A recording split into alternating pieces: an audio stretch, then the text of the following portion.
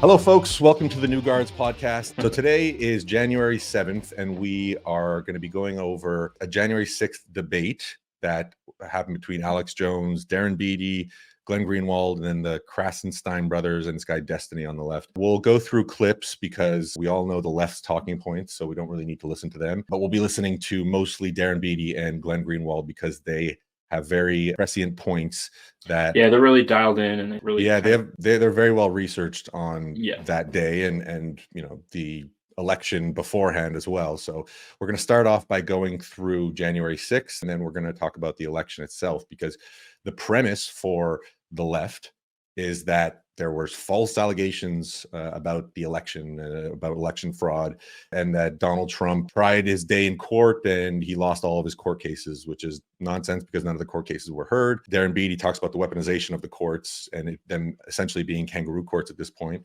with people like George Soros essentially hijacking the courts. But yeah, so we're going to start with Jan 6th, and we'll listen a bit to what Alex Jones has to say and then go from there. So here's Alex Jones kind of explaining his day, because he was actually there in person. So let's take a listen. I was there, and I was investigated and subpoenaed by the Justice Department in at least 5 criminal investigations, and I was forced to testify in front of the Jan 6 committee, which they've now been destroying the records because the records show the opposite of what they said. Trump and all of us had a stage rented by the Supreme Court. He was supposed to have another rally there. We showed up. Before Trump ever finished his speech, people were getting tear gas and hit by bullets, and there were a bunch of provocateurs leading an attack against the police, and they broke through. And then this 1 million+ people then got blamed as insurrectionists, and Biden gave a big speech yesterday saying they're all terrorists. So by that extension, Kamala Harris, as the VP candidate, was bailing people out of jail. We'll show a little clip of Biden's speech where he essentially called all MAGA Republicans terrorists. They have a little clip of it that we'll listen to. It's this eerie authoritarian speech like the one he did when it was, you know, he had all of the red behind him, and the left has become kind of a parody of themselves, and they're giving speeches like, you know, V for Vendetta speeches, where it's this dramatized thing that they just, you know, they peddle their alternate reality. My fellow Englishmen, tonight, our country, that which we stand for, and all that we hold dear, faces a grave and terrible threat.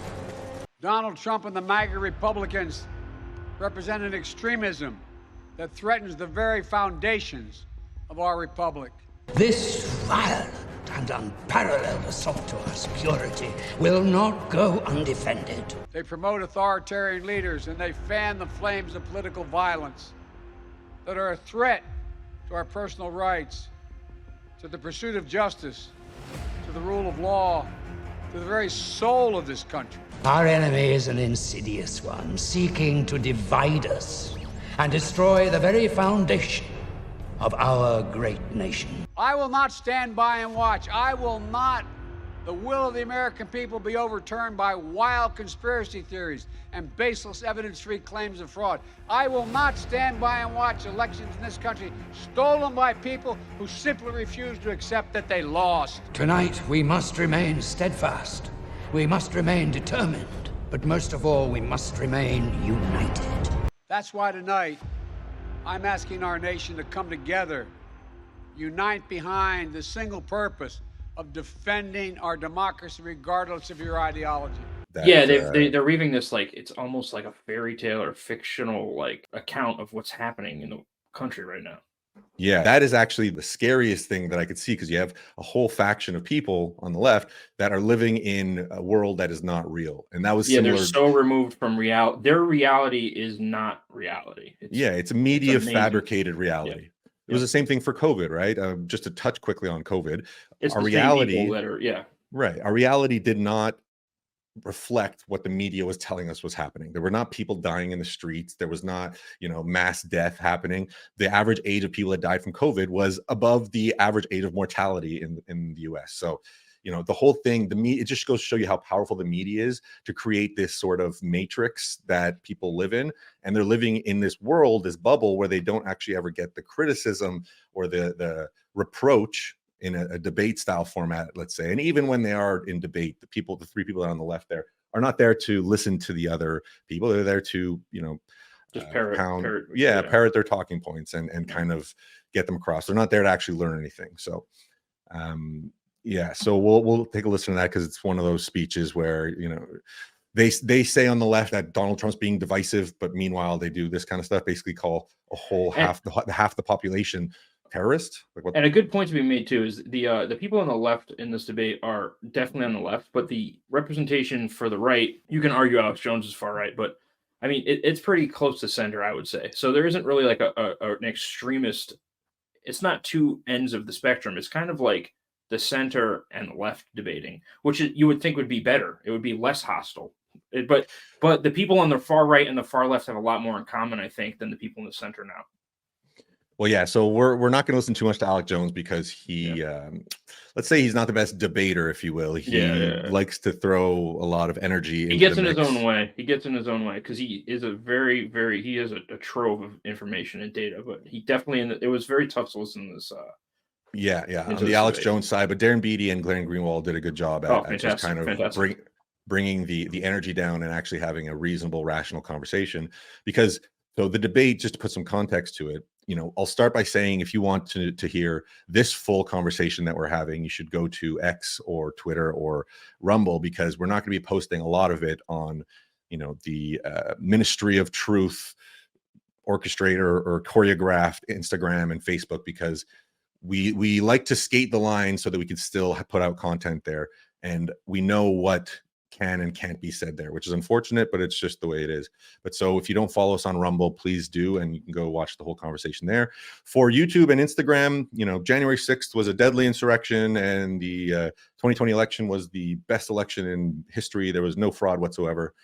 But for Rumble and X, clearly we know, if you've been following us or if you've been following reality, 2020 election was completely rigged and stolen, in my opinion. And they make that differentiation in this video, and we'll talk about it. We'll talk about it. Yeah. Yep. Because it's an important distinction to make, because rigging election and stealing election are two different things. We'll get there. And the idea of Biden's speech yesterday, making his whole campaign about January 6th, saying political violence is never good.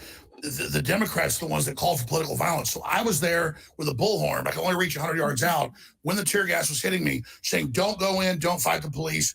This is a setup. And we have hundreds of videos. And so regardless of what the left tries to do, they're all out there, of people taking off their Antifa stuff and putting on the Trump garb, and the police fake arresting people, attacking them and then high-fiving them. I mean, this has all come out in the new footage, and it's all getting... They fake arresting them? How were they fake They would grab them and arrest them and then drag them in and then high-five them, you know, take the handcuffs off and high-five them. Those videos, what people are going to take everything I say, they're going to put it on X. So that's you know, he's saying it a little frantically, but there is a video, and I don't have it pulled up right now, but there's a video of them arresting somebody, putting handcuffs on behind the back, and then going out of sight. And I'll try to find it and post it here, going out of sight of, you know, the cameras and whatnot, but it was caught on camera, taking the handcuffs off and letting the guy go. There's all kinds of videos of, you know, these agent provocateurs that were clearly either, you know, FBI or CIA agents or whatever, that were trying to spark a violent riot. Yeah, which is dangerous. Which is, they were willing to endanger all of those people at the Capitol. In addition to endangering the politician, they were willing to endanger everyone in the Capitol, and they had no regard for it at all. Yeah, It could have been bloody. It could have been much. It never would have been an actual overthrowing or coup, but it could have been a lot more damage done, and they had zero regard for that. An interesting point is that if this was a leftist riot or a leftist, you know, protest that was then, you know, infiltrated by agent provocateurs and turned violent, this would have become the Capitol building burned down on fire. You know, that there's a difference between the right and the left. The right is very much opponents of the rule of law and letting due process take its course. What these leftists like to tout is that Donald Trump was trying to overthrow the will of the people. And we'll get into that in a sec. But all through Trump's presidency from 2016 to 2020, Trump was elected president legitimately. They, first of all, questioned that for 4 years. We'll show footage that as well. But all through his presidency, they had the Russia hoax. They had all kinds of impeachment inquiries that were all nonsense. They were all fabricated, which arguably is illegal. Fabricating evidence to try to impeach a president. And who was held accountable for any of that or responsible? No one. No one No. will, because So it's, it's the Clintons and the Bidens and all these people. So they essentially, their talking point of trying to overthrow the will of the people, they did that for 4 years, right? They 4 did years. not. But another important point on that is that this would not have happened without Republicans being both complicit and actively working towards that as well, because Republicans held control of the House and the Senate from 2016 to 2018. This trial of the Russia impeachment nonsense would not have happened if it was not sanctioned by Lindsey Graham, who I believe chaired the committee that did the investigation, Mitch McConnell, all these people that are high up in the Republican Party, who it's very clear that they are essentially the part of the uni party that profit off of their office. Nancy Pelosi, being the most successful trader in the history of America, and Mitch McConnell being worth, I don't know, $100 million, Lindsey Graham, all these people made money in the same way. So they wanted business as usual. They did not want Trump in office. That was going to be a wrench in the machine, stopping that money flow for them. Mm-hmm. What I'm getting at here is they now admit hundreds of federal officers were there. So when Trump started his speech, this whole thing began with Ray Epps saying, go into the Capitol. He told the Jan 6 committee, yeah, it's true, it's in his text messages. He told family, I orchestrated it. So under pressure, they finally indicted him, but only recommended 6 months. So a few hundred people got manipulated into fighting the police. They were led and driven by provocateurs and other groups. They were others. Then they opened the doors and the police wave them in hundreds of videos. They walk through the velvet ropes, and then they indict over 1,000 people that just walked through velvet ropes. And then now we're nonviolent. And the National Security Directive of the president. He's laying it out very clearly here. Like it's exactly what happened. Yeah. And these were nonviolent protesters. You're allowed to protest, right? In the U.S. Well, yeah, I know exactly. You're allowed to go. You're allowed to protest. Shut down. Right. You're allowed to protest in front of the Capitol. There's been protests on the left inside the Capitol building. Well, you know what? We're actually going to go to look at some of the footage that he's talking about, because the footage is clear, right? All everybody sees on the left, on the mainstream media, is this dramatization, this Hollywood style production where they grabbed different little clips that make it look like it was the politicians quivering and right, but also there were parts of it that were violent, right? And there were places where so let me actually, this is just to show Ray Epps and what his involvement was. So this is Ray Epps here with the hat, and there's evidence that suggests that people that were FBI agents or agent provocateurs or Antifa people were wearing MAGA hats backwards, and this was kind of their tell to one another. But so this is Ray Epps, and you're going to see him whisper something in this guy's ear, and then you're going to see what happens.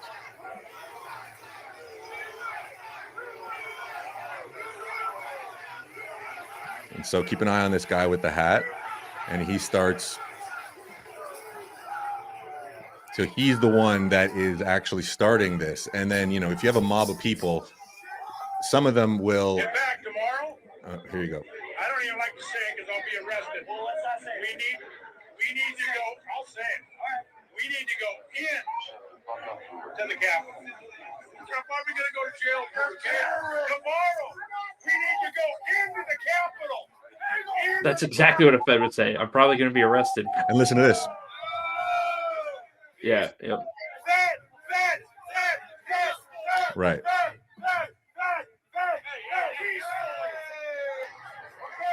This is him the day of. Yep. Directing them.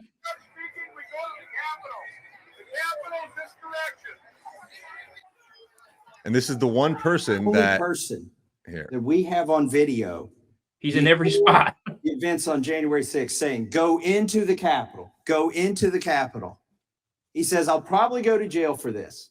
I'll probably be arrested. He knew what he was saying. But so this is a whole video. You can find it on our Instagram page at the New Guards or the New Guards _. But so there's plenty of other footage. So this is a police officer waving people in. Oh no, sorry. This is a police officer saying that they set us up. That essentially saying that Congress or Washington D.C.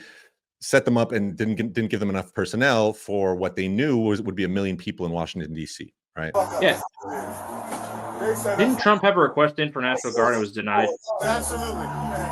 And then they asked you to come 2 hours later. They set us up. They needed everybody right away. Nah, right away. They set us the fuck up. So, nah, we ain't got shit. We ain't got no motherfucking shit. They set us up.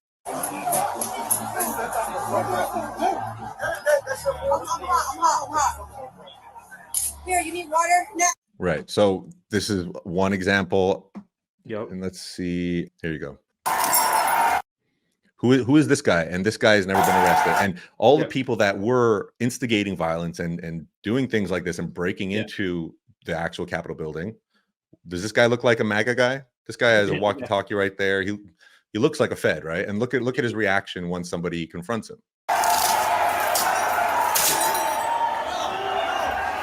Do not go in there.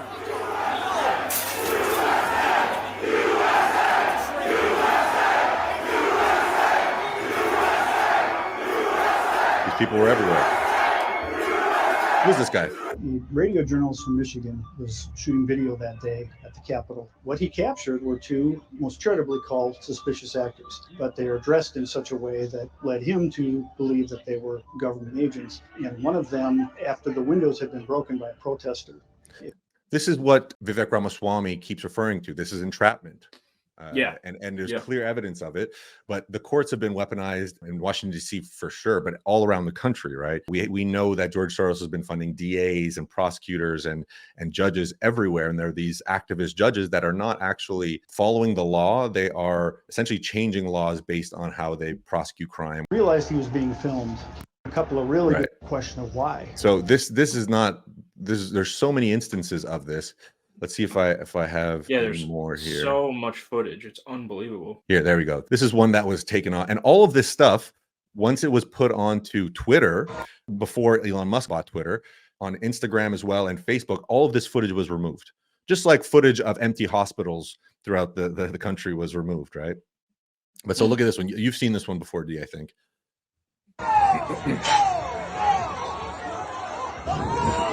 What's going on here? Yeah. Cops saying, let's go? Yeah, they're saying, let's go. Like what? I don't know how people on the left can see that and say, okay, this is weird, or not say this is weird. Like, what's going on here? Exactly. Anyone who has a conspiratorial mindset is like obvious that this is not even conspiratorial. Going on here, man. So I'd like to comment on the term conspiracy theory, because the best way that I've found to put it recently is I reject the term conspiracy theory altogether, because it implies that anything that is not spoken about by the mainstream media or declared by the mainstream media is some kind of wacky theory. It's not. We got to find a way to change the rhetoric and say, okay, this is a mainstream theory, this is a mainstream narrative, this is actually the evidence that we're proposing, and this is the clear conclusion that you can draw from this, right? This conspiracy theory thing, everybody on the right repeats this, but it really does us a disservice to refer to any of this stuff as conspiracy. If you're just critically thinking, if you're just suspicious in general and reserved and don't believe what, whether it's mainstream media, whether it's some citizen journalist, you can't believe anything at face value today.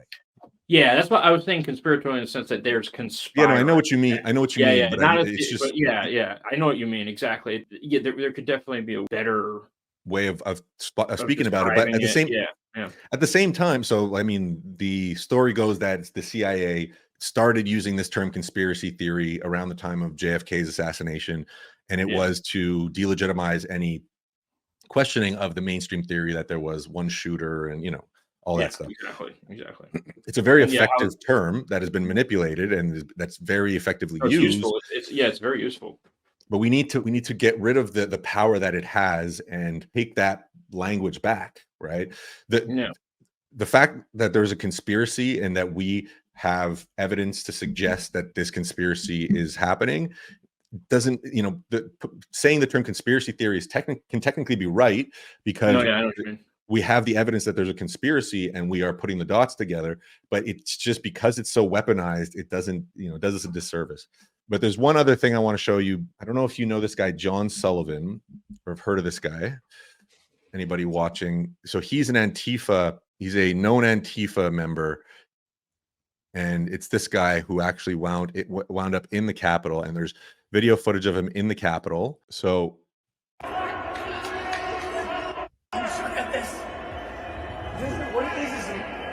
painting. I forget what it's called. You know? I don't even know, but I know we in this motherfucker. Hard, dude. This is fucking real. Tell him we in here. Busted done in the building. Gang shit, bro. Yeah, big gang shit. I couldn't. So this is him. This is him talking to, I can't remember this girl's name, but she, I believe, worked for CNN. I'll give you your hug now. We did it. This guy Jaden X. That was I his was trying Twitter. to tell you. I couldn't say much. You were right. Yeah, you hear him saying that? I told you you were right. I couldn't tell you. I couldn't say much yet. I made it in your life. Hell yeah. Oh yeah. Hell yeah. Wait, you were recording, right? I'll delete that shit. But I didn't record you. It's just voices. You're not recording, right? 35K for footage. Capo Riot fan who says he's an anti-Trump journalist. So this guy, there's pictures of him with rifles and whatnot, and Oh, shit. he's an Antifa militant that it basically acts as an agent provocateur himself. There's another video of him, but I can't find it. Anyways, so let's go back to another clip here of Darren Beattie explaining kind of the etymology behind the word insurrection, because the definition of the word insurrection has just been eroded completely, right? It doesn't mean anything anymore. It means whatever the heck they want it to, and it's a term like conspiracy theory or misinformation or disinformation. It's this weaponized term. And that's why controlling words and definitions, you can really have complete control over everything. Well, that's the MO of the left completely, right? Yeah. With gender, with anything you want to point to, that is what they do. They alter definitions and words to serve them best. And it's this idea of postmodernism where there's an infinite way of interpreting anything, so nothing means anything, and that eventually leads to nihilism. But it's a very effective tool to repurpose history and to repurpose reality and make it whatever you want to make it, right? By saying it's an insurrection. There's one more video I want to watch here. There we go. So this is a video of people inside the Capitol building handing weapons to people outside of the Capitol building. There's no audio to it, but supposedly this is a cop. I can't, the footage is so grainy, but clearly there's weapons being handed out to people from inside the Capitol building. Very like strange. They were planted there. Yeah. And then if you look at the first people that went into the Capitol building, they're all masked. Who's this guy? Is he on the wanted list? I'm sure he's not. Here's another video of the first people in the Capitol. To pay attention to the first group of assailants as they break into the building. The second man through the window is wearing full tactical body armor and is carrying a baseball bat. Carrying a Confederate flag, It's like a caricature. It's hilarious. Oh, really? Yeah, no. And here's people walking through the Capitol, essentially being led in by the cops. There's an argument to be made that, there was so much going on that they're like, okay, well, we don't want to fight this. We'll just let people in. But people were just being let in, right? And it goes to the point of they were ushering people into the building, and it's this idea of entrapment, right? Well, the door's open. Why aren't we going in? It's a public building. It's our nation's capital. So let's go back to the definition of insurrection and how it's being manipulated. Yes. Well, there's another thing we need to talk about. So yes, there's the casual term. There's the etymology of the term insurrection, which simply suggests a rising up. So by that definition, that could encompass a wide range of things. Black Lives Matter. Wait. So there's a rising up. Then there's the legal definition, but we have politically weaponized court systems. So that's not even, I think, a proper standard. I think the proper standard is the sweep of a proper historical perspective. Does the event of January 6th compare to the antecedent that we've been discussing, the Civil War? So if the question is Civil War an insurrection? My question is the scope and scale of the event of January 6th comparable to the Civil War? Because Joe Biden has directly made this comparison, which I think is flatly ridiculous. And that comparison has to be valid in order for these ridiculous Section 3 arguments to have any force or legitimacy. And I think any It's a common lie on its sense. face. I mean, it's a lie. I'm gonna shut up. It's a lie on its I'm gonna face. shut up. They say it's bigger than Pearl Harbor and 9/11. That is bull. Okay, so here. The whole debate is, was this an insurrection or was this a manufactured crisis? Actually, that's two different questions. Was this an insurrection is the first question. And what he's saying is, look at historical scope, look at historical comparisons. There have been coups and insurrections all around the world. This is actually a very regular occurrence in African countries, in Asian countries, where the government is taken over by either the military or an opposing military or paramilitary group. But so you have these coups all around the world, and you have these coups that were facilitated by the CIA, by our intelligence agencies that have been involved in these countries all around the world. We know this, right? This is well documented, and the classified documents have been released so that we know that in South America there have been coups that have been organized by the CIA. We know that, for 100%. example, Ukraine, the 2014 uprising in Ukraine and overthrow of the government was actually organized by the US, by the USAID and Victoria Nuland and Jeffrey Pyatt. These coups have been facilitated all over the world. Is the scope of what that is comparable to what happened on January 6th? Comparing January 6th to the Civil War? Are you stupid? Like you have to be so brainwashed and so taken by your bubble and the narrative of your bubble to even suggest that that is a comparison. 9/11? Are you kidding? But that's how manipulated the narrative was by the media. They made it seem like it was this overthrowing of a government. But if you can just take off your Trump delusion syndrome glasses and be reasonable, there's no comparison whatsoever. No. What were we talking about? The military and Trump. We were talking about this beforehand. The military and Trump. He could have used the military, right? During this debate last night, they were actually making the case and the argument that this was all Trump's intention. This is completely what he wanted, and he was pulling the Orchestrating strings it. or orchestrating it without, using his dog whistles and his secret code way of saying things without saying them. And his intention was to enact a coup or overthrow. That's what their statement is. Yeah. So if his intention was that, why didn't he just use all of his resources to just overthrow the government at that point? He was still president at the time. He was the president too, but and this may be to his fault that he uses his advisors, and I think this is a big reason why Yes. he was able to not get things done to the degree in which he had the potential to in his whole 4 years in term. He maybe defers to people, Which you should do as a president, but you should, but he was. I know we don't want to get off topic, but that's one of the reasons why you get wary of Trump in the future too, because yes, is he gonna his do that again? advisors were very clearly people that did not have his best interest or the best interest of American people at heart. Who was it? Yes, Mark Meadows yes. and Kevin McCarthy and But Mike why was he Pence. allowed to do that? Why did he allow that to happen? So that's another Ultimately, he's a narcissism manager. No, he's a manager. As the executive, as the commander in chief, you are a manager. The left has this hubris to think that they are experts in everything, that they can reshape society in the best way possible for everybody to flourish, or whatever the heck their utopian ideas are. We understand, if you're a reasonable person, that you cannot be an expert in everything. You have to defer to people that are completely honed into that, either the military or the legal system or the healthcare system. You have to find advisors that you trust. The problem is that he's a newcomer, and everybody that was already in place is part of this permanent Washington, this bureaucratic elite class. And he trusted them and trusted them as advisors. Now, the advisors, if he does become president again, they have to be all outsiders. They have to be people like Vivek. They have to be people like, maybe not Alex Jones, but maybe Glenn Beck or something. People that we have to, people I mean, that- we have to hold them to the fire for that too. That's our responsibility as people who are right. And his voting. His base, people that get him elected, sure, yeah. But so anyway, so the point was this coup thing. If it was in fact his intention, it's not just an uprising and an insurrection. It's actually all being done through his own manipulation. Why did they not just follow through and see it all the way through to the end?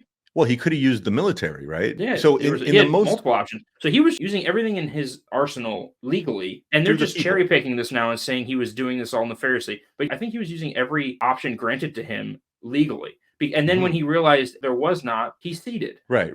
Well, This whole was trying to stall and have people call and change the false electors and whatnot. We'll get into that. We'll get into that afterwards, because the electors, the way they were chosen in each state, was not the way the state legislatures, who have the only power under the United States Constitution to choose the way the electors are chosen, the Electoral College.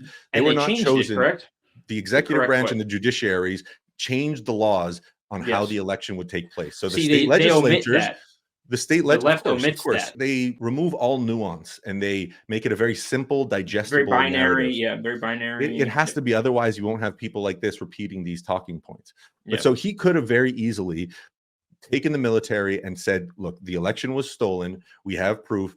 We're going to occupy Washington, D.C. and redo the election with the military. The military could have said, no, we're not going to do that. You are abusing your power. But that was within his power because he was the commander in chief, right? And maybe he should have done that. Maybe he should have said, okay, the military will take control and the election has to be redone because this was a fraud. And we have the evidence for it. It's just that the court systems have been weaponized since before the 2020 election, and none of them actually heard any of these cases that were brought.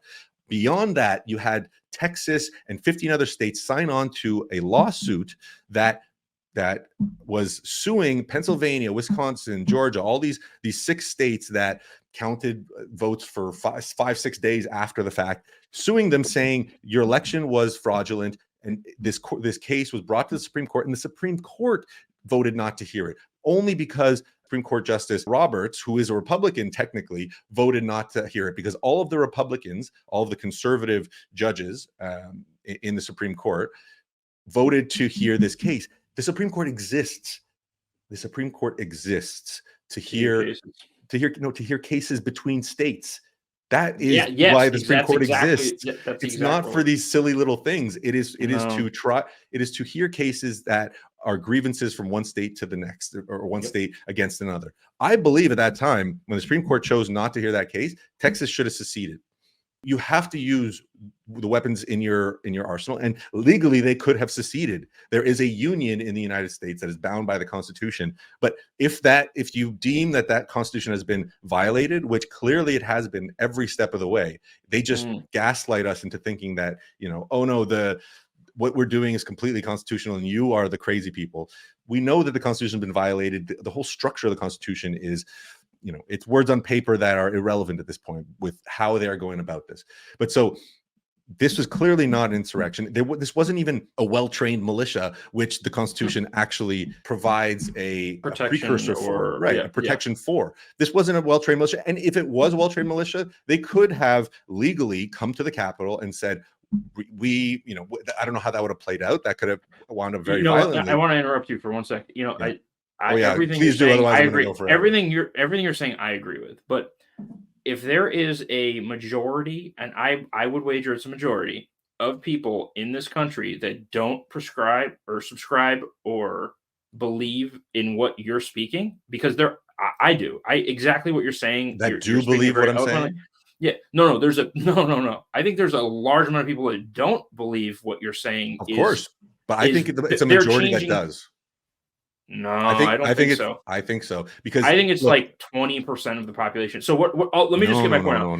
No, if you think that if there is a group of people that are, even let's say it's 52% or 53%, or I think it's way higher than that don't align with our view what I'm saying, with our view of how the country was founded, because they're changing the history of what this country is founded on and what it is to be an American.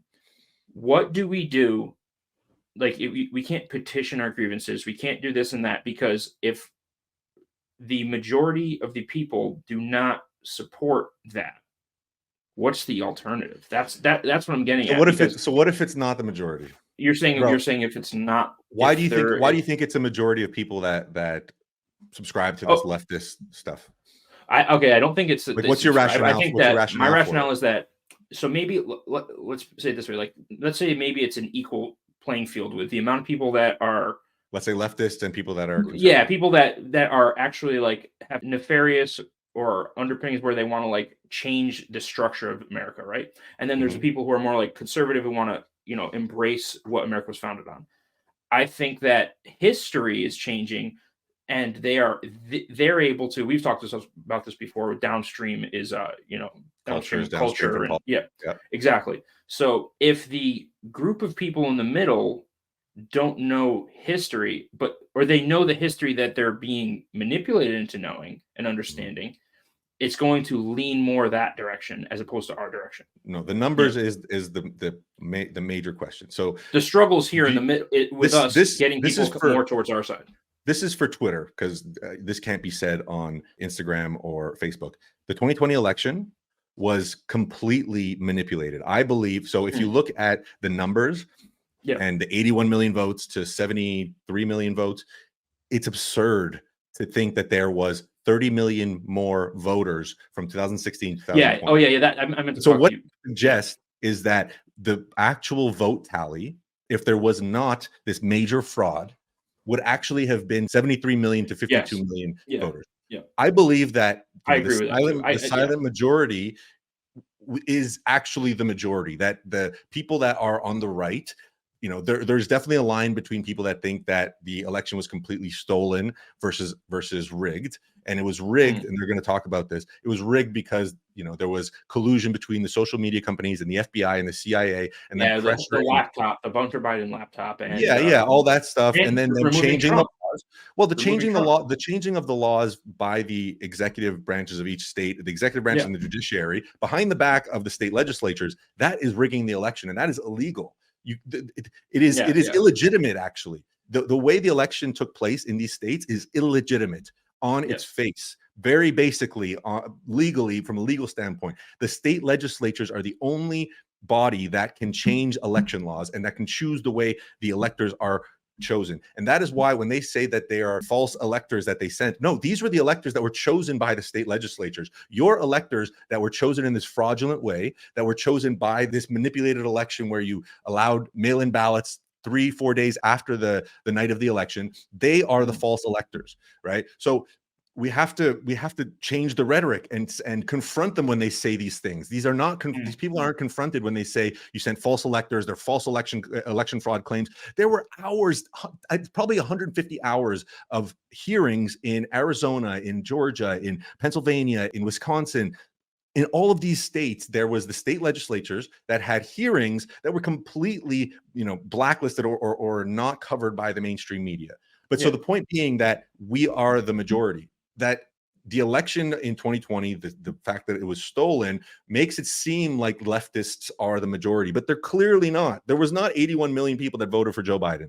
I'm sorry. No, It's absurd. I have a video that I made about the tallies from 2012, 2016, and 2020, and the number of votes that were cast. From 2012, I'm going to get this wrong, the specifics, but from 2012 to 2016, there was an increase of like 4 million ballots cast. And from 2016 to 2020, there was an increase of 30 million ballots cast. That's absurd, right? So going back to that, if you agree with that, or with that point of we are the majority that actually believe this, then what is the result of that, or what is the action that can take place with the initial statement that it's the right of the people to question the election, to, let's say, show up to the Capitol with a trained militia to make a declaration that this government is illegitimate. If we are the majority, even if we aren't the majority, even if we are the minority, we have the right to, throw off the government. So I'll take a pause. That's a good point too. It's not majority rule. It's not that. Congress and the Senate were created this way and structured this way is because it can't be in majority rule, because obviously all these places where there's concentration of people would dominate the entire nation and wouldn't reflect those areas and states that maybe were more rural and had less population. Yeah, exactly. And when you look at, there's a picture meme of the votes and counties that were won by Obama, votes and counties that were won by Trump, and then votes and counties that were won by Biden. I'll find it and I'll put it here. The number of bellwether counties that were won by Obama and Trump, which were 18 out of 19. And then somehow Biden wins.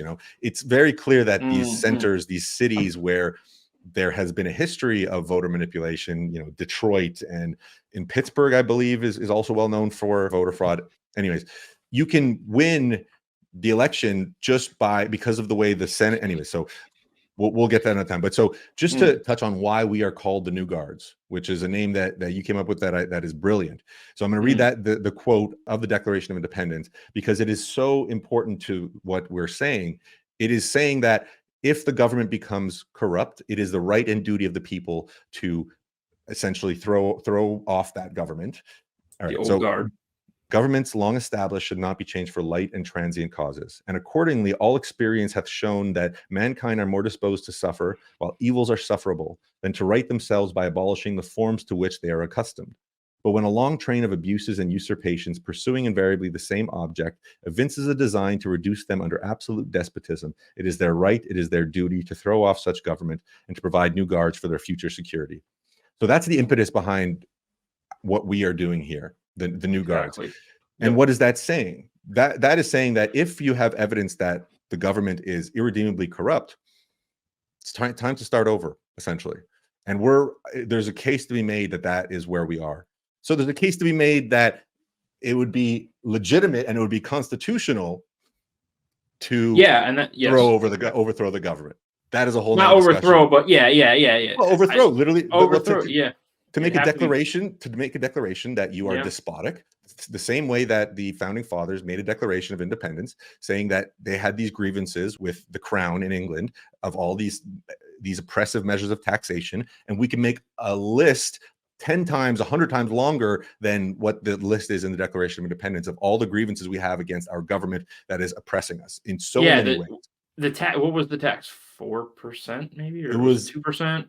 It was we'll go over. We're making a founding document series, so we'll go over that in detail. But but imagine that, dude. It's a joke compared to what it is today. Yeah, it's upwards of 50%, and some people are willing to pay more than that, which is so out of your mind that. Oh yeah, no, they're silly. Yeah. It was a tea tax essentially that was the beginning of it. Samuel Adams and the Sons of Liberty and the Boston Tea Party. We'll get into that another time. But so let's get back to this. So where were we in this video? We just listened to Darren Beattie, Glenn Greenwald here. Let's take a listen. Yeah, I actually think what Destiny and what Ed are saying are very important. First of all, I was going to say that I think one of the problems with how these things are debated is that a lot of people these days have very binary prisms for understanding things. A lot of that comes from YouTube debate where you have to declare yourself on one side or the other. So Destiny said, oh, everybody either hates this insurrection, thinks it's an insurrection, or they deny it happens, or they think it's good. And there's so much middle ground. Namely that for me, this was a political protest that spilled over into a riot where a small minority of the people engaged in violence. I don't think we want to urge that to happen. We don't want to defend that. I consider that lamentable. But the fact that it's laughable to call this an insurrection is actually demonstrated by the examples. So well said. This was a 3-hour riot that was extremely easily subdued. It doesn't remotely compare to any prior insurrections, let alone to the Civil War. The only people who were killed on January 6th were 4 people, all 4 of whom were Trump supporters, 2 of whom dropped dead of a heart attack and 1 from a speed overdose, because these were not exactly a well-trained militia. And when Jack Smith went to charge Donald Trump with multiple crimes, he had a lot of options to charge him with, and he charged him with a lot of crimes, including very dubious ones.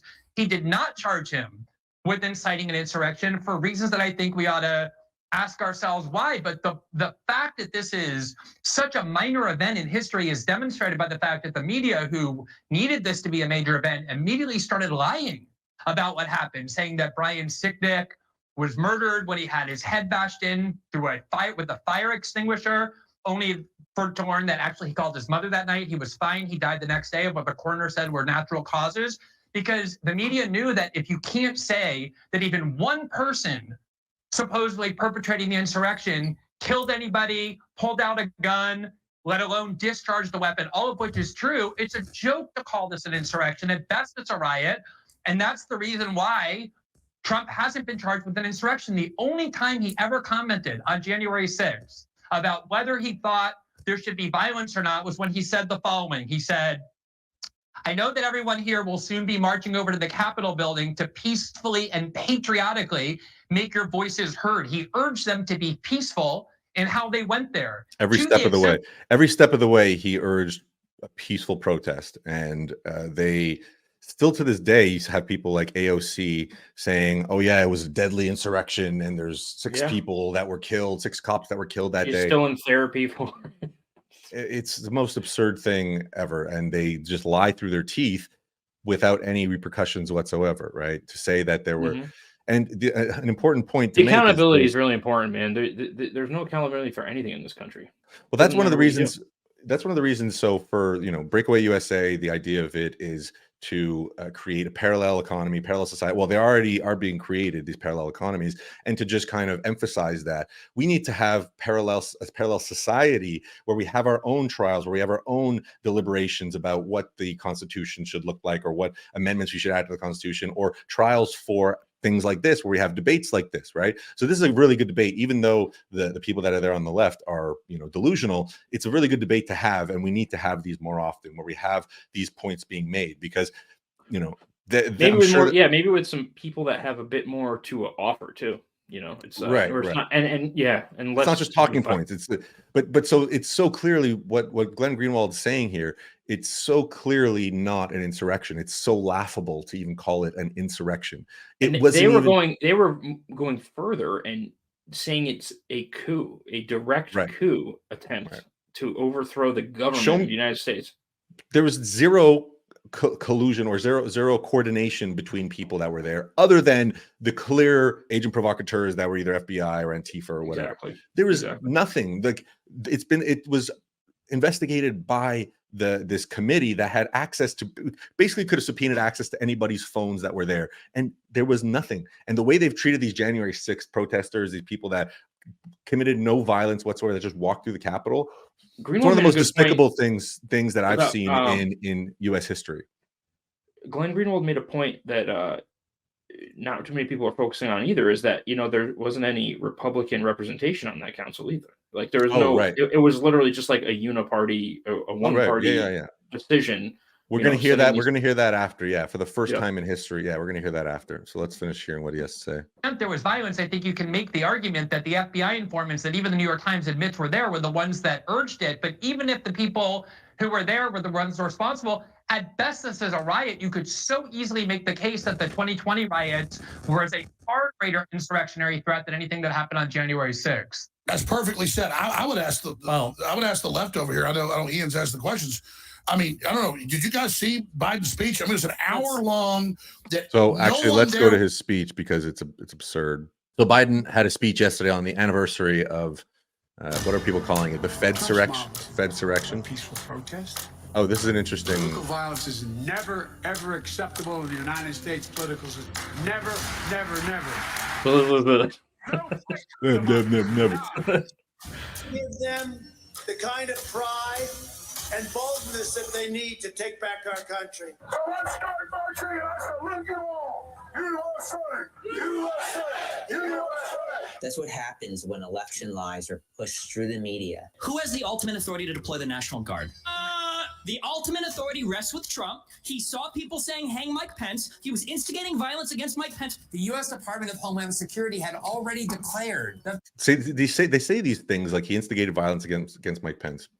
You can say it, but show me one instance where he instigated violence against Mike Pence. There's nothing. And if anything, he was too soft on Mike Pence. Right? He just said, I know Mike Pence is going to do the right thing. There is precedent for the vice president, who is the Speaker of the House. He's not the Speaker of the House, but he is the chairman. He's the president of the House, right? There is precedent for him to reject ballots because they are illegitimate. And we have the evidence to show that they are illegitimate. The greatest threat to the U.S. homeland.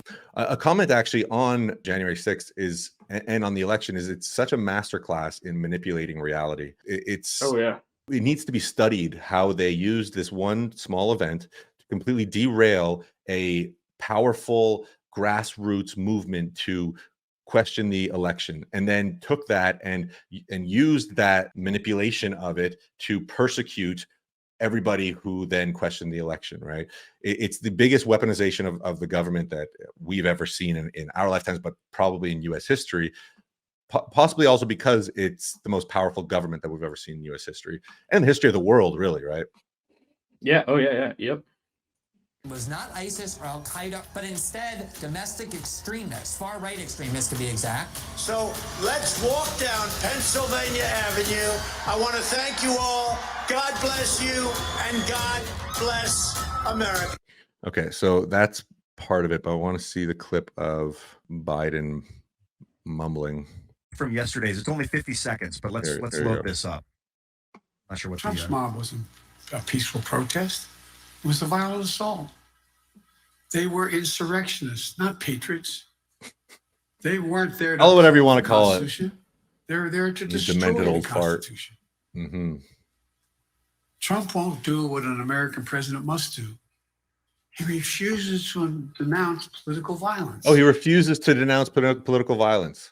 He refuses to denounce political We violence. have to put clips of Right. of Trump saying, "I Exactly, denounce." exactly. Remember they So- were going with David Duke and all the good people hoax. Oh my god! Right. That's another one for 4 years. There's good man. people on 4 both years. sides. Yeah, no, It was it's taken all, out of it's all context. manipulation, man. So let's finish look at- this. finish. Trump won't.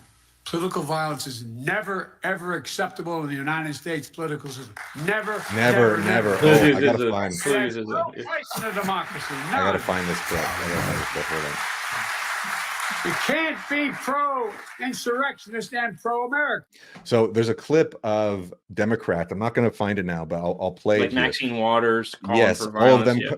I just don't even know why there aren't uprisings all over the country. Maybe there will be. There needs to be unrest in the streets for as long as there's unrest in our lives. You got to be ready to throw a punch. You have to be ready to throw a punch. Donald Trump, I think you need to go back and punch him in the face. That I thought he should have punched him in the face. Feel like punching him. I'd like to take him behind the gym if I were in high school. If we were in high school, I'd take him behind the gym and beat the hell out of him. No, I wish we were in high school. I could take him behind the gym. I will go and take Trump out tonight. Take him out now. When was the last time an actor assassinated a president? They're still going to have to go out and put a bullet in Donald Trump. Show me where it says that protests are supposed to be polite and peaceful.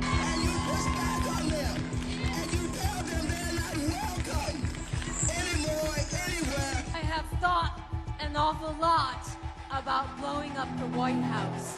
Please, get up in the face of some Congress people. People will do what they do. I want to tell you, Gorsuch, I want to tell you, Kavanaugh, you have released the whirlwind, and you will pay the price. We're going to go in there. We're going to... This is just a warning to you Trumpers. Be careful. Walk lightly.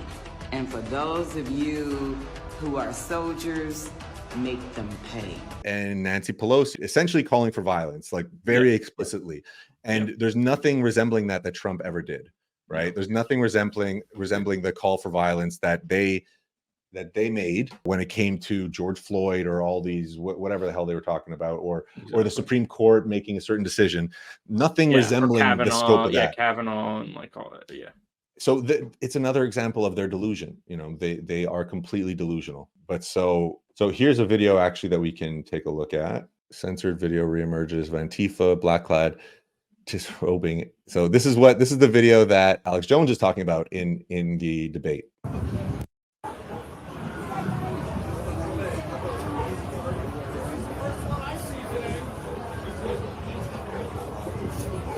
Right? You have people changing into MAGA. Yeah, I see it. Yeah.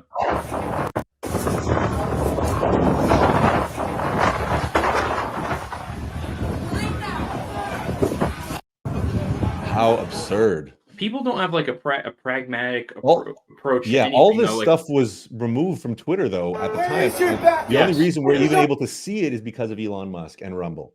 Yes, right? thank God. Yeah. But so Donald Trump put up a speech on Twitter, you know, it was like hour after this thing was going on. He was still, when there was violence, if you will, that broke out at the Capitol, he was still in the middle of his speech, right? He was still in the middle of his speech saying that we're gonna walk to the Capitol. And then he puts out that commentary afterwards saying it's time to go home. You've made your voices heard. No violence, please. And Twitter took it down. Yeah, of course, because they it's manipulation. It's manipulation. Yeah. It's all a manipulation of reality so that people will not see it. I mean, you know people. I know people, and you know people that are their reality is manipulated, and it's scary. Completely. It's sad, And there's it's no like no way of having a reasonable conversation with them. No, and it's really like people that I consider friends, and it's bizarre to see how much damage has been done to their brain since 2016. Like, I don't know if it's a way to come back from those people. So what do you offer to those people who are never going to support anything that Trump or the right has to offer to this country? Ever again. It's true. Ever again. Yeah, it's I know. The most so what tribal. do you offer? It's the most so tribal we've tribal. ever been. Yeah. And it's what do you where do you bridge the gap? What do you offer to them other than like nothing would fill So that. if you know what's crazy, and this is not a prediction, but it's like it's pretty much obvious that this is going to happen if Trump gets reelected. Even if Trump gets reelected and mends the country and controls inflation and stops the invasion at the border and does all these things that actually better the lives of everybody on the left, they will still say that he's an authoritarian. They will still say that he's a totalitarian dictator, that even though they see it with their own eyes that he's doing great things for the country after a year or two, they're still going to say that. It's the Yuri Bezmenov thing, saying they will not believe their own eyes. They will not believe their own experiences over what they are being manipulated. And that's a disservice to the American ideal too, because you do need to have a balance and you do need opposing voices, but their opposing voices aren't real. That's the problem. Like, it's not going to be a balance, because if they're just against Trump, they're not going to have anything to offer or bring to the table other than negative Trump. Right. You know what so I'm saying? that's a good point. I'm going to show you a quick video of Tucker Carlson basically saying that this is not political, right? This is subversive warfare tactics to control a populace. And this is this is the main reason why the founding fathers hated democracy and said things like democracy is the devil's own government. I think that was Benjamin Rush. Every single founding father, a simple democracy is the devil's own government. They all thought that democracy, which is mob rule, essentially 51% govern the other 49%, inevitably leads to totalitarianism, despotism, oligarchy, because the majority of people are easily swayed by demagoguery and by propaganda. And so if you take control of the media, entertainment, and essentially the culture, then you control what people think. And we're seeing that, right? So I think that we're making good headway, though, with X and Twitter and Rumble and making conservative movies, Daily Wire making movies and whatnot, and the Sound of Freedom and stuff like that. So there is headway being made because they no longer have full control of the levers of the media. But so that's where we're at, and that's like the most dangerous time to be in, because that's when they can that's when measures. Because they have no reservations about even people dying in the name of getting to where they want to go, right? It's the ends justify the means, and that's the most dangerous thing. That is what communism, the atrocities in communism can be attributed to in Mao's China and in Stalin's Soviet Union, is they see the utopia at the end of the tunnel, and it doesn't matter how many people die in the process. They're delusional, right? They become delusional with their own narcissism, their own power, their own ideology, and that's why ideology is a cancer. Jordan Peterson says it's a cancer on an otherwise rich substructure that is a spiritual or religious belief system. But so that's another whole discussion. But here, listen to this. You are being lied to. And if you feel that something very intense and history-changing is about to happen, don't ignore it. I mean, just ask yourself, just on the merits of the facts. You've got two people running for president. One of them is literally senile. I'm not attacking the guy, but that's true. Maybe not fully aware that he's president. Opposing him is a man who has been indicted 4 times and is facing life in prison. And every time he gets indicted and every time they tack years on to the sentence, he becomes more popular, and now he's winning. But it tells you a couple of things. One, the side that's indicting him doesn't want him to be president so badly that they are willing to indict him on what are transparently ridiculous charges. And 2, the public is not only not buying it, it is incentivizing them to support him. Indict him again, arrest him again, march him out to the gallows, he'll become king. So it's literally counterproductive. So what does that tell you? It tells you that the people currently in charge have no idea how the country works, what the country wants, and they don't care. So how does that resolve itself? The big lie that we tell ourselves and that I have told many times is that this is political. This is not political. Hey, pause this for 1 second. I saw a comment from Scott Adams, the creator of Dilbert, yesterday, and it was something to do with this. He was saying that there is clearly in the positions of power in this country bad actors that are not representative of this country. There's people that are controlling things. The infrastructure and the people that are in charge right now in the cabinet, the president, they are not representative of this country at all. And someone should be investigating and figuring out why and where these strings are being pulled from. I'm actually like expanding on what he said. He just had to put like a little tweet like this is concerning to people. But there's other actors that are doing things here, and the government is not being run by people who are in charge and people that are elected towards the government. No, but for this country. I mean, but the country is one thing, but the people is the country, right? They don't have the people's best interest at heart. No, clearly, like everything directly. There's like this is like outside influence is no shit. Yeah, I mean, look at Joe Biden. Yeah, so like Joe Biden is clearly not cognitively present. He's not aware. And then the he's left clearly not running anything. Don't the people on the left? That's where we get into. It's very dangerous because we may be in this like cult, like Jim Jones sort of scenario where they're going to drink the Kool-Aid no matter what. They've already taken it, so it doesn't matter what happens, which is dangerous because you're saying on the left. Someone on the left, because why are there not people screaming at the top of their lungs on the left saying, this is not representative. We need to get rid of this right now because what it's doing is destroying because the alternative all of the fabric. So they're fine with it. Well, think about it for a second. But don't you think if someone took some self-responsibility if they took responsibility on the left and said, hey, like this is not, that's what I'm saying. Why isn't anyone taking ownership? They're all delusional. Who? Like, tell me who. That's why I'm saying the Kool-Aid thing, man. That's why we're in a dangerous spot. It's the ends justify the means for all of them. For Bill so they're going to go off the cliff. Like their lemmings are going to go off the cliff. Like with the whole, they would rather go off the cliff than. Okay, think about this. Think about this. Clearly, Joe Biden is not running the country. Yeah, right. But everyone knows that on the left too. Everyone knows that, and they all acknowledge it. Everybody acknowledges it. My mom acknowledges it. Love you, mom, but you're brainwashed. But why don't we stop? Why isn't that stopped abruptly? And because it doesn't need to be Trump. Because what's the alternative? What's the alternative? If they made some headway and fixed. Listen for a sec. Yeah. They're a lost cause. It's a lost cause. They're all so brainwashed that everybody on the left in government, except for Joe Manchin and like Kristen Sinema, maybe every single one of them is bought and paid for. And is, they're like literally they're bought and paid for because their campaigns are run by, are funded by George Soros and all these different, big pharma and blah, blah, blah. They're all completely owned, bought and paid for, even in the Senate, because the Senate is now also popularly elected. But so yes, they hear Joe Biden is not aware, is not cognitively there. The question is, all right, who is running the country? Clearly, it's not Joe Biden. It's not somebody that's elected. It is elite bureaucrats, the technocracy, the oligarchy, these people that are behind the scenes. George Soros is a big one of these. And this is not conjecture. He essentially owns the Democratic Party, George Soros, since the year 2000, roughly. There's a book called The Shadow Party that is written by David Horowitz. Great book that details, in such great detail how George Soros essentially co-opted the Democratic Party and is running the show. So Joe Biden is a Manchurian candidate or a front, the face of this operation. But clearly there are globalists that have globalist interests at heart that are working for not the American people. They don't give a shit about the American people. They care about care about climate change. Why is no one on the left sounding that alarm? Because Trump is the devil.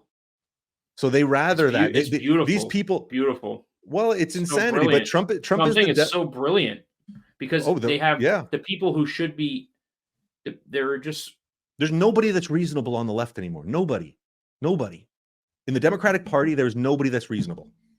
I can't point out one other than Joe Manchin. Maybe think about it. They're all completely brainwashed and controlled, and it's not even like they're liars. They truly believe this stuff. They're just as brainwashed by their own propaganda, right? And ultimately, the biggest threat to them, I believe, is climate change. after Trump. But Trump, yeah. well, but climate change, they think the world's going to come to an end, right? They truly believe that if by 2030 we don't phase out gas vehicles, they're stupid. It's not even brainwashed. It's you're don't have the capacity to if they were to have one simple debate. I think that has the bigger picture for that. This is just off on a tangent here, but I think the bigger picture for that is a way to control food, and by controlling the food is the ultimate means to controlling the population globally. So I think the climate, but I'm saying the climate change, like if they can, by climate change's end goal, I think, is to control the energy and the food production means on a global scale. And that's the final nail in the coffin for any type of free society. But so who they want to control what exactly? So what they're going to do through climate change is they're going to basically kill millions and millions and millions of cattle and things that are potential food. It's going to control how much you can generate. They're transparent about it too. They want everybody to be to eat bugs and they want people to be well, I think more so. I don't think they're going to try to feed them. I think they're going to it's a way to control people. If you keep the population in a state of not starvation, but where there is no way to get meat. There is no way to get meat. Yeah, I don't think they're going to. I don't think they're going to get there though. I don't think they have. I know. Oh no, that's the fight. That's the fight. I'm optimistic. I'm optimistic about it because it's so transparent now. They've been doing stuff behind the scenes for decades that we just were not able to. I just think I think the climate change is very much tied to food and energy. It's just a tool. Climate change is a tool. But these people truly believe, like, the compartmentalized people like Trudeau, or just people who are Trudeau is tanking Canada. Trudeau, every action he's taking is making Canadians' lives worse in every way. Yeah. And if you listen to his commentary, Germany is a great example. The energy prices in Germany are unsustainable and unlivable, and that is one of the most productive countries in all of Europe and probably in all of the world. One of the most productive countries, and one of the countries that should have a standard of living that is, the highest in Europe, because they are just workhorse machines. But they have destroyed their energy infrastructure in the name of this ideology that is wrong. It's just false. The whole climate change narrative is false. And it's so easily debunked if there is one simple debate. So it's another thing like this January 6th stuff and like the election stuff. They say these things without any reproach. They say that climate change is true or real, a phrase that doesn't mean anything. Conservatives don't think that climate change is real. What does climate change is real mean? That phrase means nothing. The climate is changing. Of course, the climate is changing. There's no nuance to their discussion. So if they were to have one simple debate and reproach that, instead of saying, when Justin Trudeau says the Conservatives don't believe in climate change and they don't want to, it's like, okay, well, let's have a debate about climate change. Instead of saying that, they say, oh, well, no, we are phasing out climate. We still think that climate change is, but we have a different approach. It's like, no, go to the base of it. Go to the base of the statement. You can't entertain this as a part of reality at all if you want to get to the truth. And energy consumption is like directly correlated with productivity and population and technological advancement. It's all of these factors. It's not by you said it before. You have to constantly break it down to these binary, unnuanced talking points. Because then it's easily regurgitated by people that don't actually think, that just have a handful of people that they trust. Yes. There's no debates about climate change, and they need to happen. That and COVID too. I mean, we got on a lot of a tangent here, but I was just talking about the Scott Adams thing. So let's go back to Biden. Let's go back quickly. For president.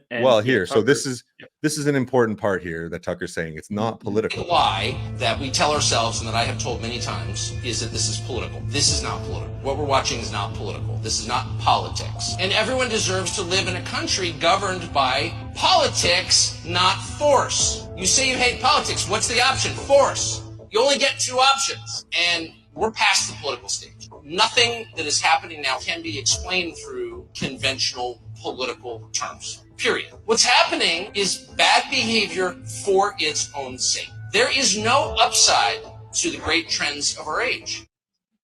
So what is he saying there? He's saying that it's not political. What does he mean by saying it's not political? he's saying that this is not a right versus left debate. This is not a debate on policies. This is not a debate on how we move forward together. This is a complete overhauling of how the government works. And it's how to get through what they're trying to get through. It's about pushing through an agenda that yep. the people that they're technically supposed to be serving do not give a shit about. And actually, it's completely against their own best interest. But yes. They and this control ties to the media. New Guards, man. It's not representative. We are at a point. We're no longer in a state of we're at a point. Self-governance. We are so far beyond what our founding fathers revolted against. It's unbelievable. And that was across the ocean. We're like at this point here where we are debt slaves to. Oh yeah, they're rolling around in their graves. Okay, so let's go back to the debate a little bit. There's so many of these clips, but we'll get to them eventually. But so another clip that we want to get to here is. Let me just say, what happens is when you gather together to debate a particular question, you're supposed to debate that particular question. The particular question that we were presented with is we're going to debate January 6th and whether it was an insurrection. Now, I don't blame Destiny and Ed for not wanting to debate that, for wanting to debate a whole set of other issues about whether Trump acted improperly, whether he was naughty and the things he did after the election, because there is no argument to make that what happened on January 6th rises to the level of insurrection. And that's why an extremely aggressive prosecutor named Jack Smith decided not to charge Donald Trump with that crime because he knew there was no way that he could possibly bring a conviction against anybody, let alone Donald Trump, who told everybody to be peaceful when going to the Capitol, about whether or not that was actually an insurrection, whether that rose to that level. So comment on this quickly is this whole debate itself is the premise of it is silly. So we're going through it because they make good points about it. But the whole premise that there's even a debate to be had about whether or not this was an insurrection is a joke, right? Like there's nothing, but the reason why it has to be had is because these people go unchecked on their YouTube channels and say these things with such fervor and such confidence that it has whole swaths of the population believing them and thinking that they're right, that this is a insurrection of some sort. And 100%. It's nonsense. But so the whole premise of this debate is ridiculous. But Glenn Greenwald and Darren Beattie make very cogent, coherent points that are very important. So that's why we're listening to it. And even in a colloquial sense, what we called an insurrection in the past is in a completely different universe. But on the issue of whether there was a real belief on the part of Donald Trump that elections were stolen, I don't understand how anybody could doubt that, aside from the fact that you have to get into Trump's head. In the last 3 elections that Democrats lost, in 2000, 2004, and 2016, a very large number of Democrats believed and asserted that the election was stolen, and Perfect. Was the byproduct. Exactly. So this is an important point that we're going to get to in a second. Of fraud, and the president was, as a result, illegitimate. When I started writing about politics in 2005, the idea that George Bush was the real loser of the election, Al Gore won, was the view of every single liberal and Democrat that I knew. In 2004, there were objections claiming that Karl Rove had interfered in the Ohio vote with the Diebold machines and cheated to make John Kerry lose and George Bush win. And then in 2016, Hillary Clinton and the Democrats said that Donald Trump was the illegitimate winner, that Russia had helped him, and they tried to convince the Electoral College to abandon the certified results of the state. Obviously, you go back to 1960, and there's a lot of historians believe that election was stolen. So it's not like Donald Trump was the first person to ever wonder or believe. Right. The 1960 election, there's a lot of people that believe that Kennedy's father manipulated that election. Are you familiar with that a bit? Is that him versus Nixon? It was him versus Nixon. Yes. No, I don't. Yeah, it was Nixon. It wasn't Reagan yet. Yeah. Reagan was a lot later. Yeah. So a lot of people, I never even heard of that, but a lot of people thought that election was manipulated. It's a very significant tradition in American political history, if you know anything about politics before 2016. And if Trump believed that the election was stolen, and while it's true, a lot of people in the Justice Department and a lot of people in the White House told them they didn't think it was, he did have advisors and lawyers telling him that they think there was evidence of it. Then the question is over, even on these other issues about whether or not Trump engaged in some conspiracy against the United States. But the issue is January 6th an insurrection? Well, And that's right. But I mean, Glenn, since Well, they've hold on. I want to. Okay, so there's a couple videos we need to watch in relation to this. Yeah, all the banshees talking about the All the banshees, the Democrats, yeah, is talking about election fraud. It really puts it into. I mean, and for people on the left, nothing can get through to them, right? So they say that Donald Trump's false claims that there was, that there is no evidence of election fraud. It's like every other election in the last 2-3 decades has been contested by people on the left explicitly and spoken about, right? So he has is completely within their right and to do his so. right to do so. Yes, exactly. There was substance to his claim. No, yeah, for whether sure. or not and like whether or not it came to fruition or it is factual, there was he was valid in his concern. So that he has that right as the president of the United States. And the reason why so many people are so adamant that his claims were false, that they were completely invented and completely made up, is because the mainstream media and social media companies completely censored and didn't cover the hearings that took place all throughout the country in Georgia and Pennsylvania and Wisconsin. These were tens of hours long. And then there was all kinds of side hearings, with Mike Lindell and machines and whatnot. But forget about the machines. You don't even need to talk about the voting machines and Dominion and all that stuff, which has validity to it as well.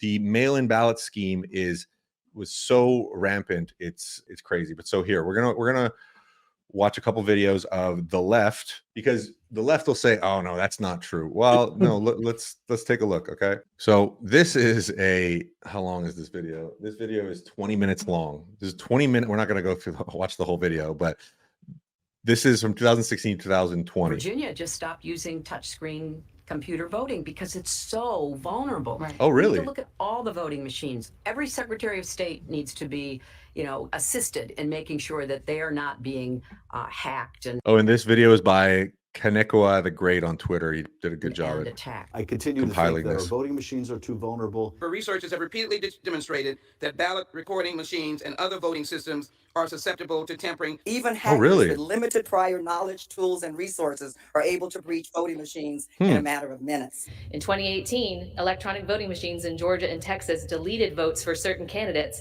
or switched votes from one candidate to another. The biggest seller of voting machines is doing something that violates Cybersecurity 101, directing that you install remote access software, which would make a machine like that, a magnet for fraudsters and hackers. These voting machines can be hacked quite easily. You could easily hack into them. It makes it seem like all these states are doing different things, but in fact, 3 companies are controlling this. It is the individual voting machines that pose some of the greatest risks. There are a lot of states that are dealing with antiquated machines, right? Okay, so that's the machines, huh? Before our sounds a little weird, huh? Because voting machines are vulnerable. Because my colleagues and I have hacked them repeatedly. We've created Each election found security vulnerabilities that could take advantage of these. Oh, really? To engineer virus. Successful intrusion. With the current design, we cannot be universally confident that it hasn't happened. Oh, okay. The difference between being hacked and not being hacked is knowing you've been hacked. That's so funny, Kamala. What a psychopath. They are still looking for ways to steal information about voter registration, for example. Oh, yeah, okay. In North Carolina. Every single one. than And as soon as the 2020 election happened, You have 4 years of that. as soon as Biden was installed, you cannot say another word about election No. interference. No. Even It's a though for weird- the yeah. first time in history, they had mass mail-in ballots, which very clearly, just logically. All right, let's talk about Yeah. what the best way of voting, the most secure way of voting is. The most secure to the least secure. The most secure way of voting is, bar none, in-person day of voting with an ID. And it's completely feasible, and then counting by real human beings. We still do this in Canada, actually. And that's probably the reason why Justin Trudeau does not have a majority, because if we had the same system in Canada with voting machines and mail-in ballots, mass mail-in ballots, Justin Trudeau would have been made dictator by now. That's for sure. If you look at Argentina, Argentina, Venezuela, they all have used Brazil use electronic voting machines unanimously all throughout the country. In this last election, Argentina stopped using voting machines and did in-person paper ballots, and Javier Milei won. So the most secure way of voting is in-person paper ballots counted by human beings. What would the next one be? Okay, well, the other options are a machine that is not connected to the internet, that should not be connected to the internet, that you can go and vote in. That is completely not secure because the algorithm in the machine can be completely manipulated by anybody, and especially the fact that they're and has been evidenced. There's a connection to the internet.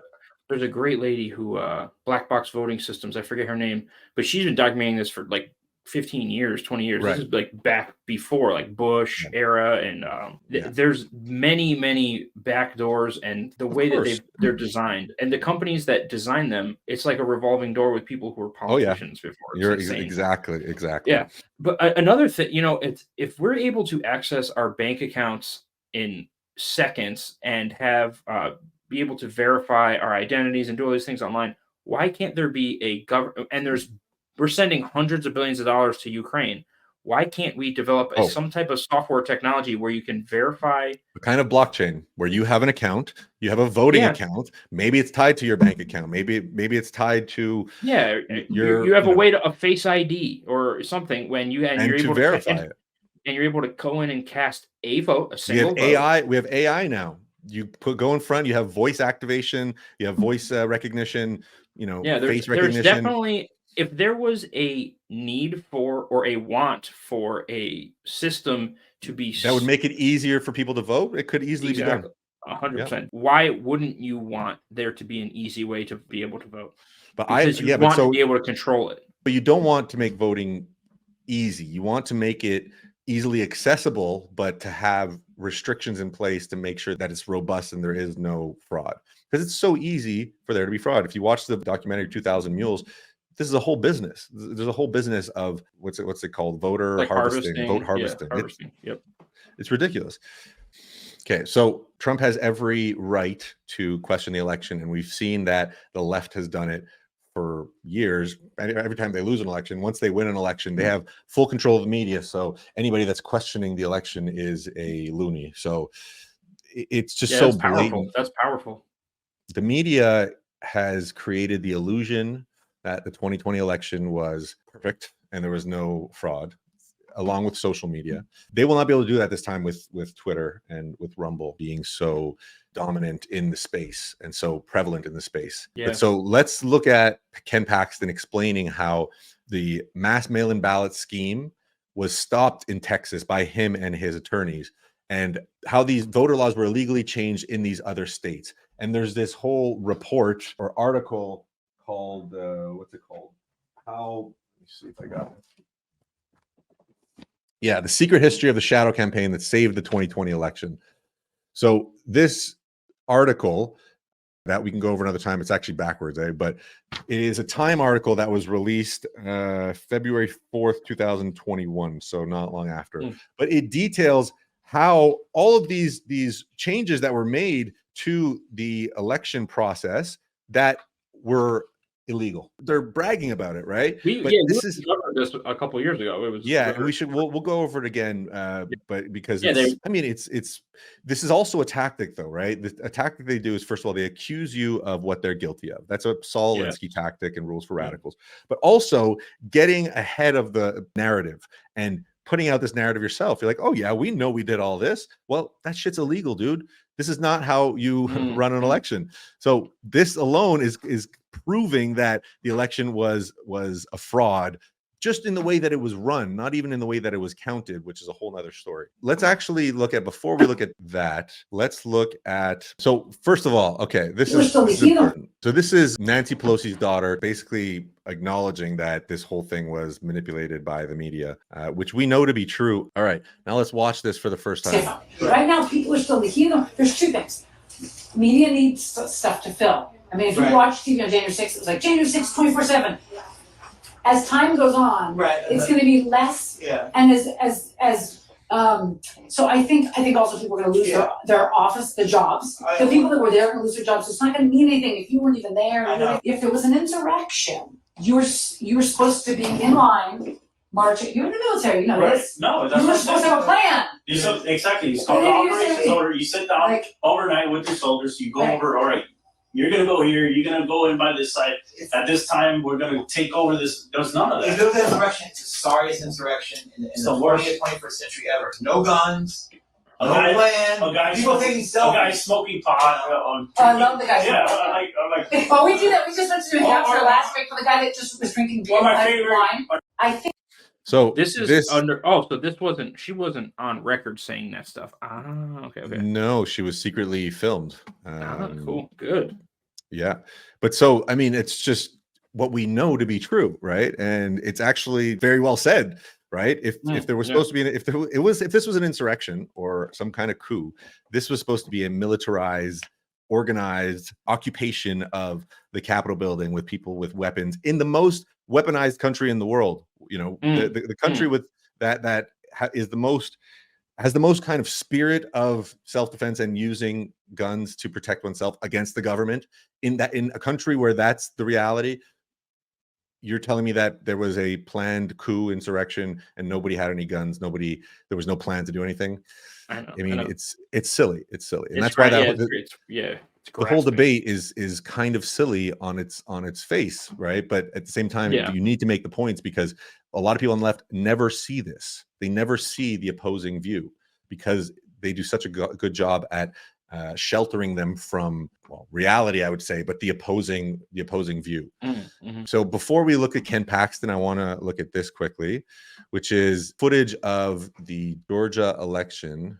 Here we go. So this is Rachel Maddow. Georgia right now, where our reporter Blaine this is in real time. Apparently has some new reporting on the expectations for that count. Well, Rachel, we've learned that the counting continues tonight. You know, right here in State Farm Arena behind me, we've learned that there are 5 people who are still inside, still working to scan those absentee ballots. So they kicked everybody out because of a water main break. We were told that everybody went home at about 10:30, but I just got off the phone this alone with is the illegal. spokesperson who tells me that indeed there are still some people in there, quite literally burning the midnight oil, scanning ballot after ballot and trying to get that information in.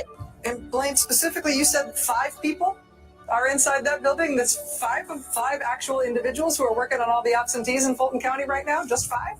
I had to clarify sounds that myself odd, right? too, Rachel. You know, we actually spent time inside that room, and when we were there were about 3 dozen or so employees who were working, opening, scanning, sorting different sorts of ballots. What I understand is that most of those people left. We actually saw them leave around 10:30. Back to Fulton County. This alone is illegal, and this alone should have made the Georgia election results be, if not overturned, at least be acknowledged as being illegitimate. Because you cannot count votes, you cannot have a counting process go on unless there are poll watchers.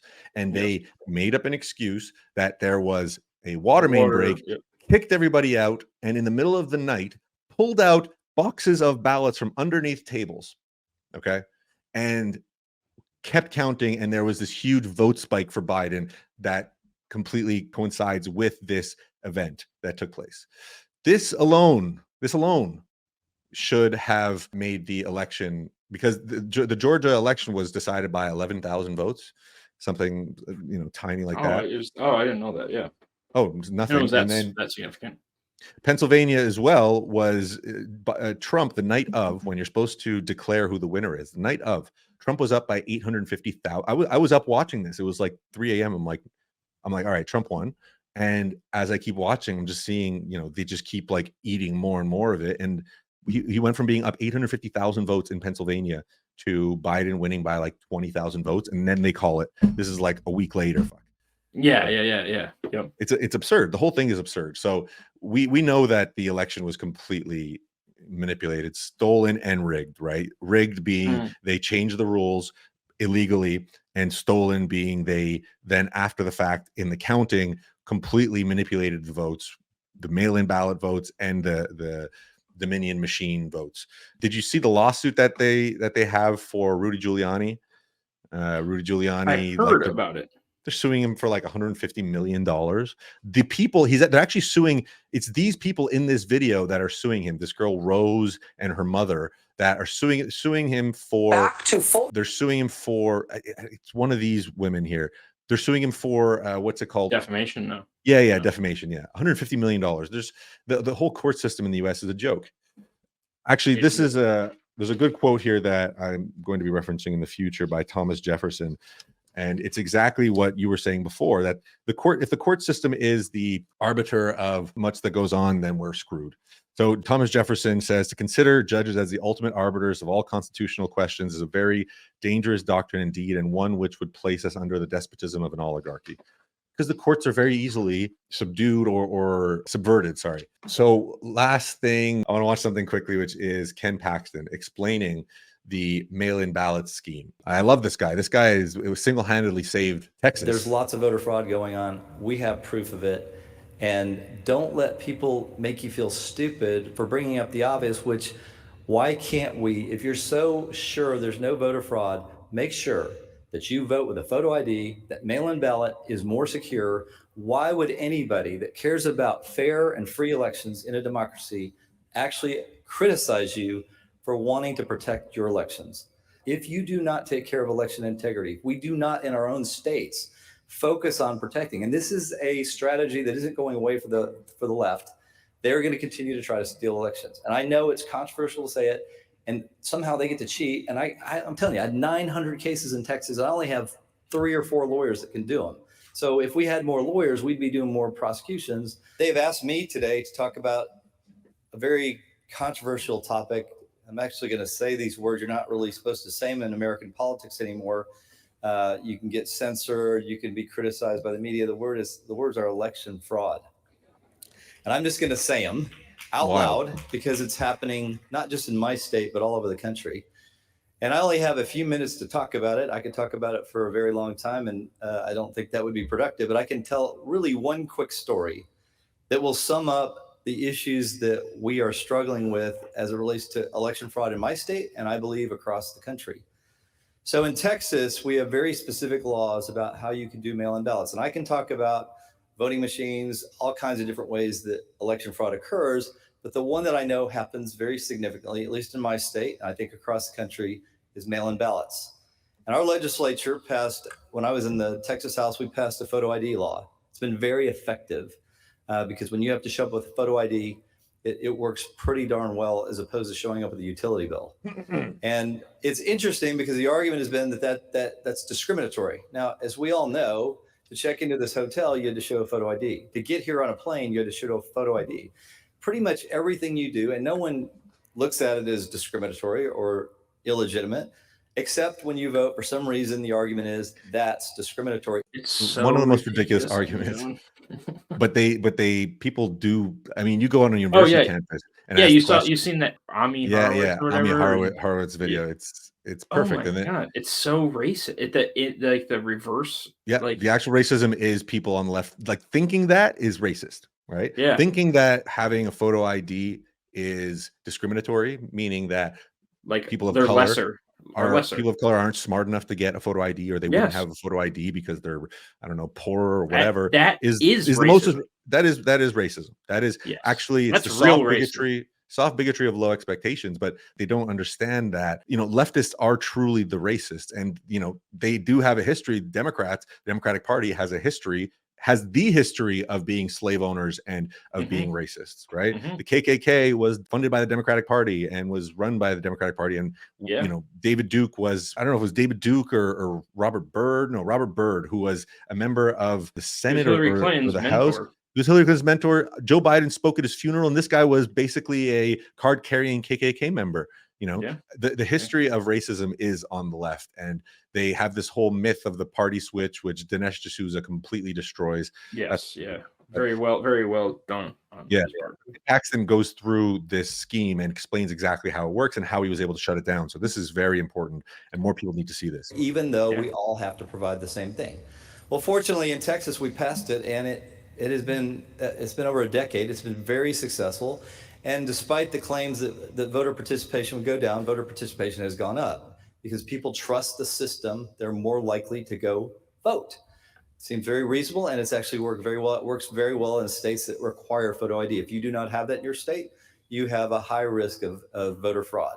So in Texas, they're very specific, and I think this is true in other states. Now, I'm not talking about California or Oregon. I'm talking about states that actually care about election integrity, like Utah, Senator. We require that you can only mail in ballot for certain reasons. You have to be disabled. You have to prove that you're out of town. You Makes have sense. to have over 65, or you are in prison, but you're not a felon. Only reasons you can do. Those are still pretty broad reasons for voting by mail. So when you vote by mail, and I want to explain this, some of you might know this, but it's really important to understand this, because the argument is you guys can't prove fraud.